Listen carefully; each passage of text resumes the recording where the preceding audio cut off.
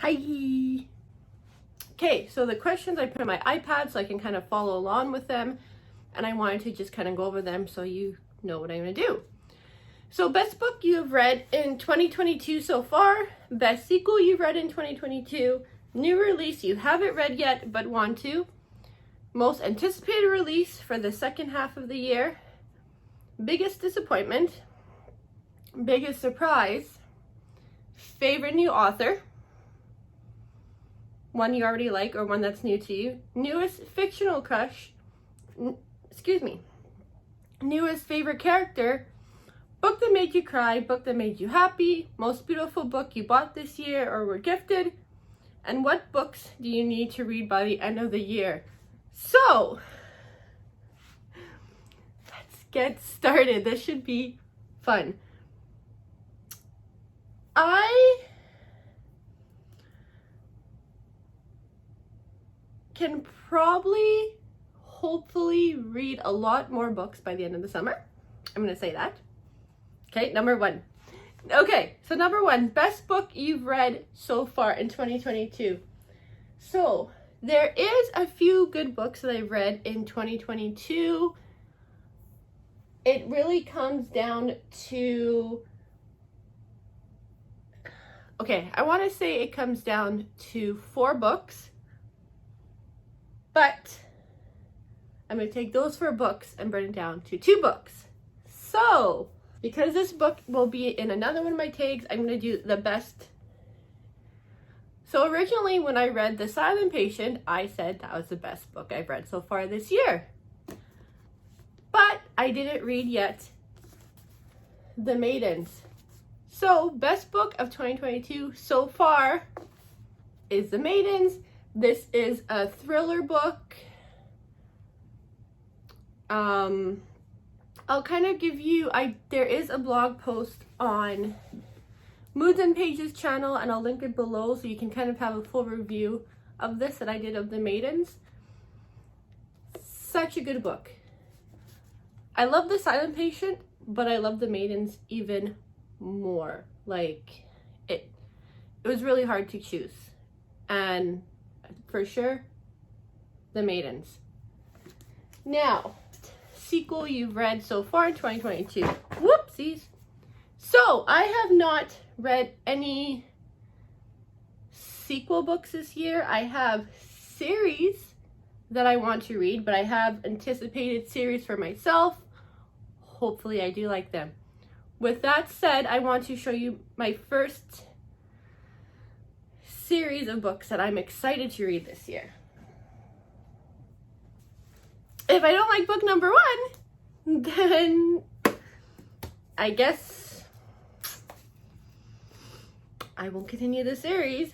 But J Maas, A Court of Thorn and Roses.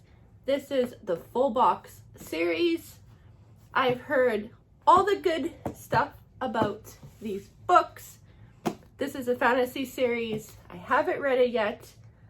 I hope this to be a good series for me this year. We will have to see. So the J Maas is one series. And I bring out my Amazon book haul. So this series is on Amazon Prime. I really want to watch it, but before I watch it, before I watch this series, I will force myself to read the books. One, super pretty books. Very, very summer-like. I really do want to add this to my summer read list. We will see if that happens. Super excited. I really want to fly through the series so I can watch I want to say Netflix, but the Amazon series. So the first one is The Summer I Turned Pretty. Now, I'm not sure. Oh, yes. We'll always have summer. It's not summer without you. I believe these books were like $8.99 on sale on Amazon. That's why I got them, because I knew this was on my list. And like I said, when books are under $10, I kind of swoon. And speaking of summer and series I would like to read,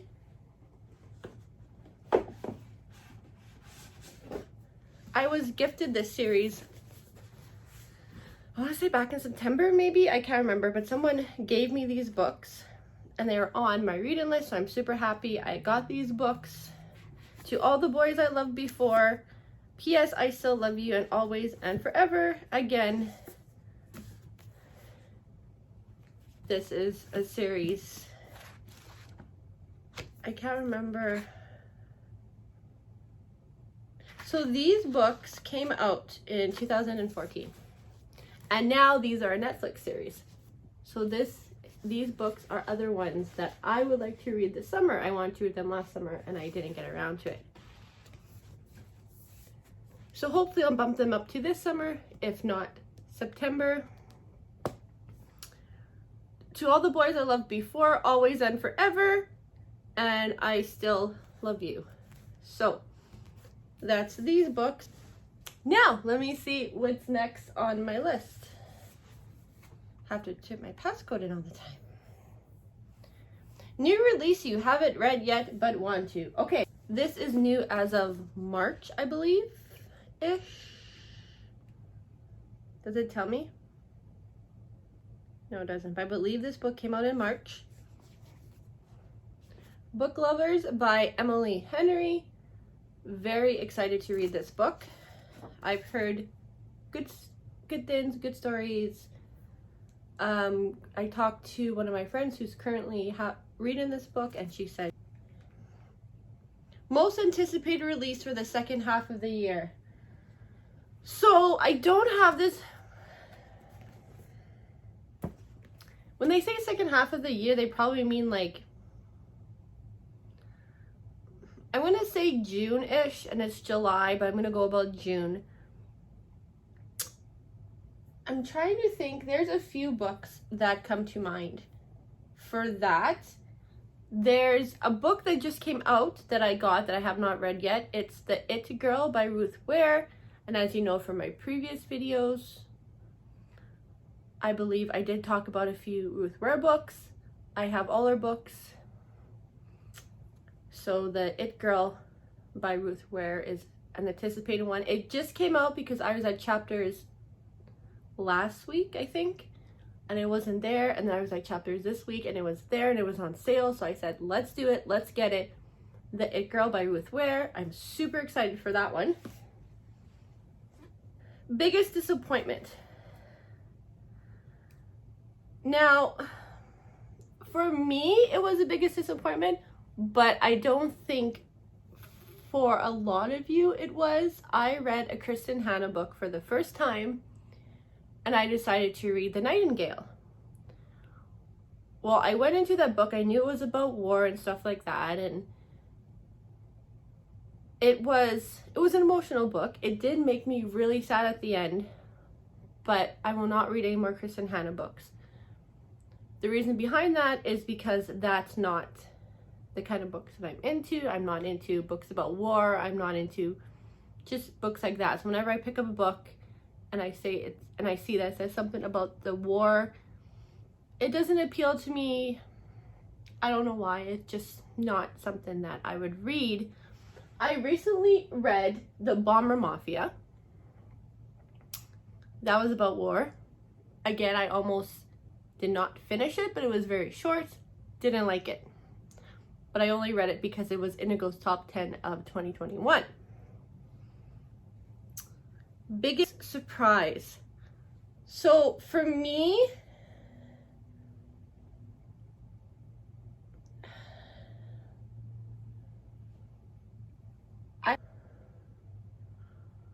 now if they're saying biggest surprise in a book and what happened in a book, I would say The Maidens. But if they're like, if they want to talk about biggest surprise as in book that I thought I wouldn't really like, but I actually love, I'm halfway through the book, as you can see.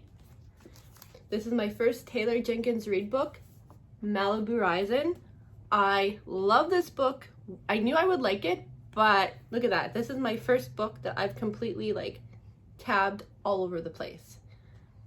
Definitely my biggest surprise. It's only been a few days and I'm almost done the book. I'm just flying through this book. So definitely this would be my biggest surprise book. Favorite new author, again, would be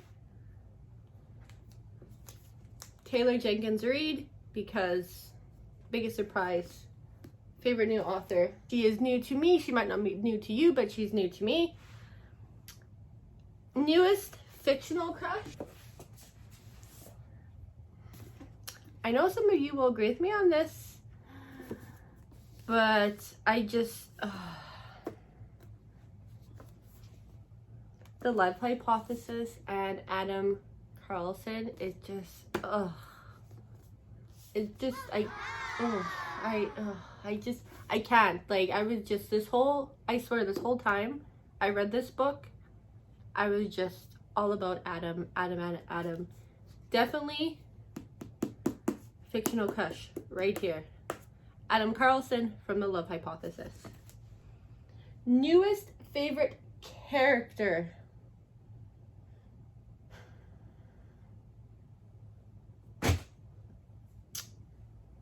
So I want to say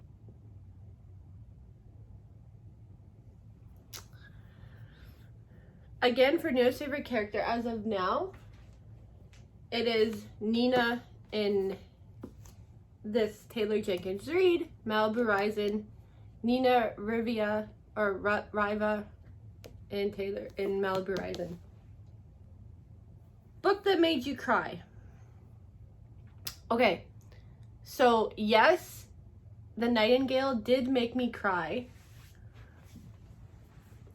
but I think a book that made me a lot more emotional, it was a shorter book.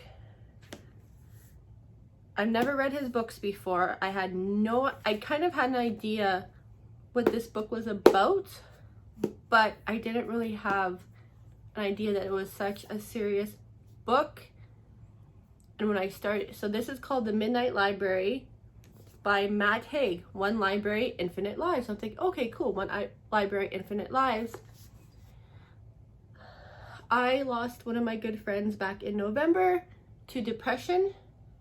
And when I read this book, I thought about her the entire time because one, I miss her, and two, I wish I would have known about this book sooner. I wish she would have come to me. Just feelings that you have when you lose somebody with depression and you didn't really know who you can help and stuff like that. And this book definitely made me cry.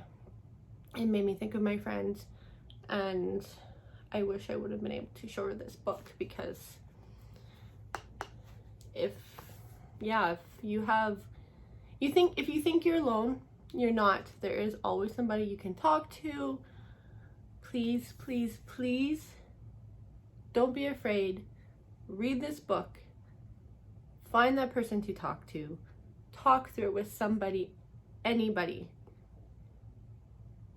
Even if you comment down below on this video, to just let it out and talk to somebody. Please, if you feel depressed and if you just need to talk, just reach out to somebody. Reach out to me. Reach out to somebody in your life. Don't think that nobody in your life wants to listen, because somebody needs and wants to listen to you. Make you think of life a little bit differently, as a way it made me think of this life, the infinite lives that we could live, the different lives we could live. You just need to be alive, be well, and live your life the best you can. That was way off topic, but this one really think I have read a book yet that has made me happy. I'm trying to think of the other books I read this year. Oh, I read People We Meet on Vacation by Emily Henry, and that was a book that just made me feel generally happy. It was a beachy book, a summery book, and I read on my Kobo and I felt happy after I read that book. Most beautiful book you have bought so far this year. There are a ton of great book covers, beautiful book covers, but there's this one specifically that stands out for me, and it's Sarah J Maas, House of Sky and Breath, which is a Crescent, the second book in the Crescent City series. I am in love with the blue binding. Like, I am just absolutely,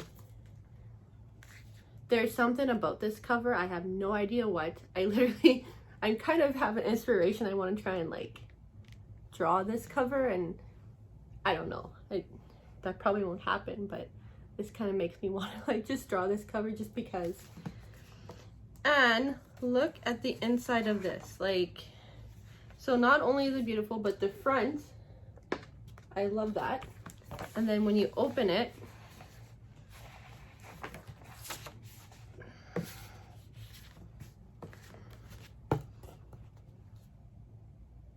the inside of this book is gorgeous. And I believe it's the same. Yeah, it's the same.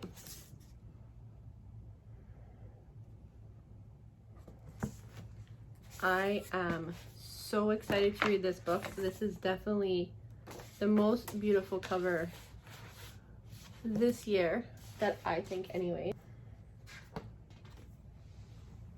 This was gonna come in a really close second for me. That was the first book. My last one is it's a long one, okay? I'm gonna make it really quick and narrow it down. It says, what books do you need to read by the end of the year? So, books that I already own that I need to read by the end of the year are as followed. So I want to read all the Sarah J Maas books by the end of the year. I want to finish here I have the top 10 books of 2021 according to Indigo. So I want to finish those books.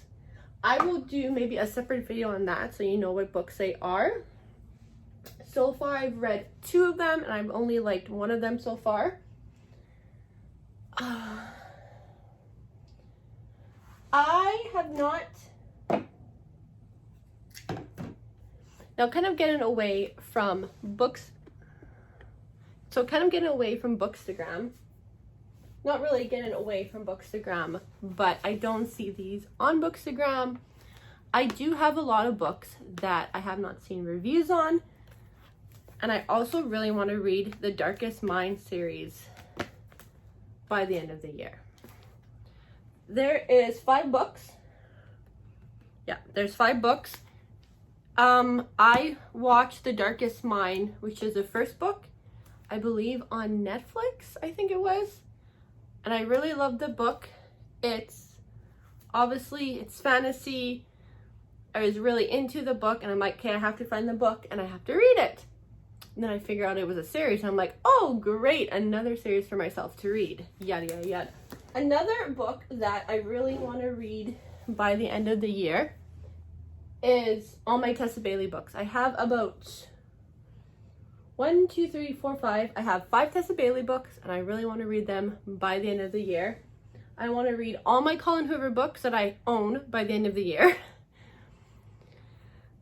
Also, I have some horror books, not horror/thriller books I want to read by the end of the year.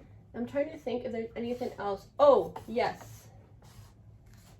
This is another one I want to read by the end of the year. Oops, Magpie. This one because it's named after my city, The Wall of Winnipeg and Me. This is a romance book. It just came out. Ish. Let me just double check about this. Yeah, it came out in 2022. There is a different cover on this online that I didn't really like, but I really wanted to read it. And then Indigo came out with this pastel kind of cover. I have completed my Heartstopper series, volume 1 to volume 4. I want to read those by the end of the year, as well as so many other books. Now, I thought